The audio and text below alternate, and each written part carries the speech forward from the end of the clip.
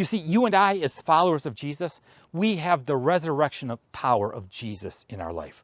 I mean, Paul wrote it this way: I want to know Christ and the power of his resurrection. And so Peter, an apostle of Jesus Christ, he writes to God's elect.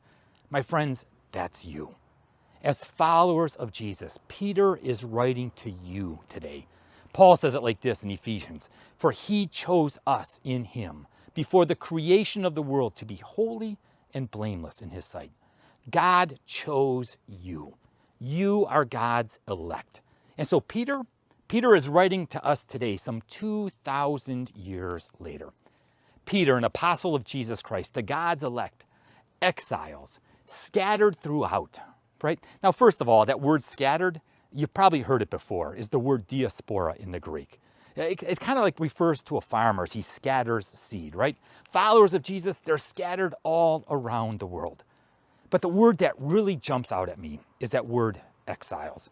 Now, don't forget, the New Testament was written in Greek. And sometimes it's difficult to translate to just down to one word. And so to God's elect, exiles, scattered. Well, that word exiles is paradidomoi in the Greek.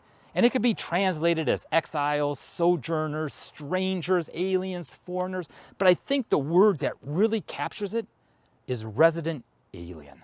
I mean, I think that kind of nails it. We are resident aliens scattered throughout the provinces. Now, a resident alien is an individual who resides in a country, but they're not a citizen of that country. Their citizenship is someplace else. Now, they're not a tourist because a tourist is detached, right? A tourist shows up for a couple of days, you see the sights, you eat the food, and then you leave. You're not connected. But a resident alien, well, a resident alien is a functioning part of society. I mean, they're a part of the economy. They befriend their neighbors. They're engaged in helping out their community. I was trying to come up with an example of this. It's like someone who's living here on a green card, right? I mean, their citizenship is someplace else, but yet they're connected and they're engaged. Okay, well, anyway, I immediately thought of Fez from that 70s show. You know, as a resident alien, people like you, but you're a little weird. You see, you have customs, you have values, you have ways of doing things that are just different. So as a resident alien, you're living here on a passport, but you're going home. And so see, as followers of Jesus, we are resident aliens scattered throughout creation. So as followers of Jesus, you and I, we're different.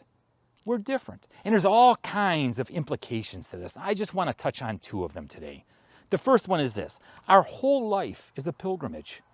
Our whole life is a pilgrimage. And secondly, to be a Christian is only the start.